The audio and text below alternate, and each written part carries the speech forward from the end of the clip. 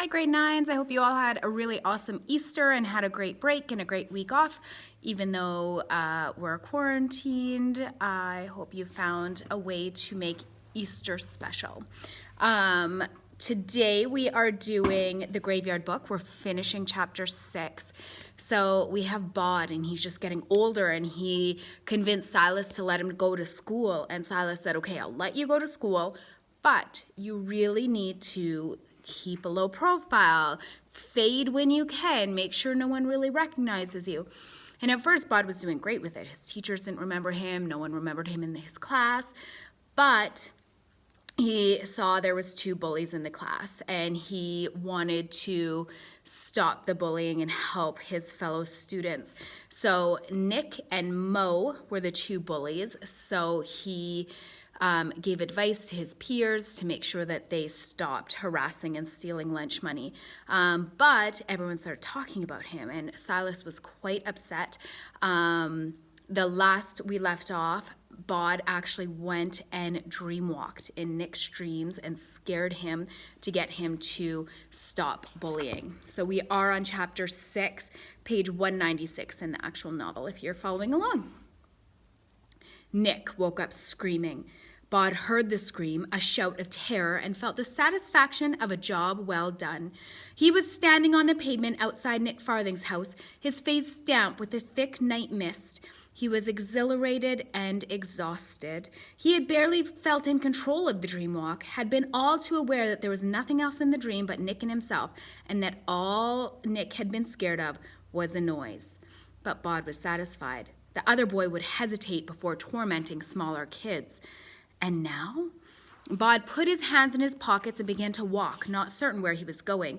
He would leave the school, he thought, just as he had left the graveyard. He would go somewhere no one knew him, and he would sit in the library all day and read books and listen to people breathing. He wondered if there was still deserted islands in the world, like the one on the Robinson Crusoe that had been shipwrecked. He could go and live on one of those. Bod did not look up. If he had, he would have seen a pair of watery blue eyes watching him intently from a bedroom window. Who do you think these blue eyes are? He stepped into an alley, feeling more comfortable out of the light. Are you running away then? Said a girl's voice. Bod said nothing. That's the difference between the living and the dead, ain't it? Said the voice. It was Liza Hemstock talking. Liza Hemstock is, of course, the witch that has helped Bod quite a bit and is Bod's friend from the graveyard. Bod knew, although the witch girl was nowhere to be seen. The dead don't disappoint you. They've had their life, done what they've done. We don't change. The living, they always disappoint you, don't they? You meet a boy, he's all brave and noble, and he grows up to run away. That's not fair, said Bod. The nobody Owens I knew wouldn't have run off from the graveyard without saying so much as a fare thee well to those who cared for them. You'll break Mistress Owens' heart. Do you think Bod is running away? What makes her think Bod is running away? That's interesting. Bod had not thought of that. He said, I had a fight with Silas. So? He wants me to come back to the graveyard to stop school. He thinks it's too dangerous. Why? Between your talents and my bespellment, they'll barely notice you. I was getting involved. There were these kids bullying other kids. I wanted them to stop. I drew attention to myself. Liza could be seen now, a misty shape in the alleyway, keeping pace with Bod. He's out there somewhere, and he wants you dead, she said. Him has killed your family. Us in the graveyard, we wants you to stay alive. We wants to surprise you, we wants you to surprise us and disappoint us and impress us and amaze us. Come home, Bod. I think I said things to Silas. He'll be angry. If he didn't care about you, you wouldn't upset him, was all she said. The autumn leaves were slick beneath Bod's feet, and the mist blurred the edges of the world. Nothing was as clean cut as he thought. I did a dream walk, he said. How did it go? Good, he said. Well, all right. You should tell Mr. Pennyworth. He'll be pleased. You're right, he said. He would. He reached the end of the alley, and instead of turning right as he planned and off into the world, he turned left onto the high street, the road that would take him back to Dunstan Road and the graveyard on the hill. What? Said Liza Hemstock. What are you doing? Going home, said Bod, like you said. There were shop lights now. Bod could smell the hot grease from the chip shop on the counter. The paving stones glistened. That's good, said Liza Hemstock, now only a voice once more. Then the voice said, Run or fade, something's wrong. Bod was about to tell her that nothing was wrong, that she was being foolish, when a large car with a light flashing on the top came veering across the road and pulled up in front of him. 2 men got out. "Excuse me, young man," said one of the men. "Please, might I ask what you're doing out so late?" "I didn't know there was a law against it," said Bod. The largest of the policemen opened the rear door of the car. "Is this the young man you saw, miss?" he said. Mo Quilling got out of the car. These are the blue eyes that are looking at him. And looked at Bod and smiled. "That's him," she said. "He was in our back garden breaking things, and then he ran away." She looked at Bod in the eye. "I saw you from my bedroom," she said. "I think he's been the one who's been breaking windows." "What's your name?" asked the smaller policeman with a ginger mustache. "Nobody," said Bod. Then, ow! Because the ginger policeman had taken Bod's ear between his finger and thumb and given it a hard squeeze. "Don't give me that," said the policeman. "Just answer the questions politely, right?" Bod said nothing. "Where exactly do you live?" asked the policeman. Bod said nothing. He tried to fade, but fading, even when boosted by a witch, relies on people's attention sliding away from you. And everyone's attention, not to mention a very large pair of official hands, was on him then.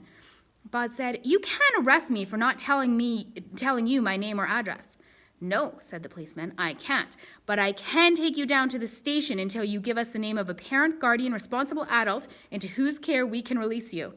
He put Bod into the back of the car where Mo Quilling sat with a smile on her face of a cat who has eaten all the canaries. "I saw you from my front window," she said quietly, "so I called the police." "I wasn't doing anything," Bod said. "I wasn't even in your garden. And why are they bringing you out to find me?" "Quiet back there," said the large policeman. Everyone was quiet until the car pulled up to the front of the house that had to be Mo's. The large policeman opened the door for her and she got out. "We'll call you tomorrow. Let your mom and dad know what we found," said the large policeman. "Thanks, Uncle Tam," said Mo, and she smiled. "Just doing my duty." They drove back through the town in silence, Bod trying to fade as best he could with no success. He felt sick and miserable. In one evening, he had his first real argument with Silas, had attempted to run away from home, had failed to run away, and now had failed to return home. He could not tell the policeman where he lived or his name. He would spend the rest of his life in a police cell or in a prison for kids. Did they have a prison for kids? He didn't know. "Excuse me, do they have prison for kids?" he asked the men in the front seat. "Getting worried now, are you?" said Mo's Uncle Tam. "I don't blame you. You kids, running wild. Some of you need locking up, I'll tell you." Bod wasn't sure if that was a yes or a no. He glanced out of the car window. Something huge was flying through the air, above the car and to one side, something darker and bigger than the biggest bird. What we've been waiting for, right? Flying man. Something man-sized that flickered and fluttered as it moved, like the strobing flight of a bat. The ginger policeman said, "When we get to the station, best if you give us your name, tell us who to call to come and get you. We can tell them we gave you a bollocking, and they can take you home. See, you cooperate. We have an easy night, less paperwork for everyone. We're your friends." "You're too easy on him. A night in the cells isn't that hard," said the large policeman to his friend. Then he looked back at Bod and said, "Unless it's a busy night and we have to put you in with some of the drunks. They can be nasty." Bod thought, "He's lying. They're doing this on purpose, the friendly one and the tough one." Then the police car turned a corner and there was a thump. Something big rode up onto the hood of the car and was knocked off into the dark. A screech of brakes as the car stopped and the ginger policeman began to swear under his breath. "He just ran out into the road," he said. "You saw it." "I'm not sure what I saw," said the larger policeman. "You hit something, though." They got out of the car, shone lights around. The ginger policeman said, "He was wearing black. You can't see it." "He's over here," shouted the large policeman, and the 2 men hurried over to the body on the ground, holding flashlights. I think I'm going to stop here. No, maybe we'll keep going a little bit longer. Bod tried the door handles on the back seat. They did not work, and there was a metal grill between the back and the front. Even if he faded, he was still stuck in the back of a police car. He leaned over as far as he could, craning to try and see what happened, what was on the road. The ginger policeman was crouched beside a body looking at it. The other, the large one, was standing above it, shining a light down into its face. Bod looked at the face of the fallen body. Then he began to bang on the window, frantically, desperately. The large policeman came over to the car. "What?" he said irritably. "You hit my dad," said Bod. "You're kidding." "It looks like him," said Bod. "Can I look properly?" The large policeman's shoulders slumped. "Oi, Simon, the kid says it's his dad." "You've got to be bloody kidding me." I think he's serious. The large policeman opened the door and Bod got out. Silas was sprawled on his back on the ground where the car had knocked him. He was deathly still. Bod's eyes prickled. He said, Dad? Then he said, You killed him. He wasn't lying, he told himself. Not really. So he's not lying, obviously, because Silas is not really dead. He's not really living, but he's not really dead. So I've called an ambulance, said Simon, the ginger mustache policeman. It was an accident, said the other. Bod crouched by Silas and squeezed Silas's cold hand in his. If they had already called an ambulance, then there was not much time. He said, So, that's your career's over then. It was an accident, you saw. He just stepped out. What I saw, said Bod, is that you agreed to do a favor for your niece and frighten a kid she's been fighting with at school. So you arrested me without a warrant for being out late, and then when my dad runs out to the road to try and stop you or find out what's going on, you intentionally ran him over. It was an accident, repeated Simon. You've been fighting with Mo at school, said Mo's Uncle Tam, but he didn't sound convincing. We're both in 8B at the Old Town School, said Bod, and you killed my dad. Far off, he could hear the sound of sirens. Simon, said the large man, we've got to talk about this. They walked over to the other side of the car, leaving Bod alone in the shadows with the fallen Silas. Bod could hear the two policemen talking heatedly. Your bloody niece was used, and so was, if you'd kept your eyes on the road. Simon jabbed his finger into Tam's chest. Bod whispered, They aren't looking, now, and he faded. There was a swirl of deeper darkness, and the body on the ground was now standing beside him. Silas said, I'll take you home. Put your arms around my neck. Bod did, holding tightly to his guardian, and they plunged through the night, heading for the graveyard.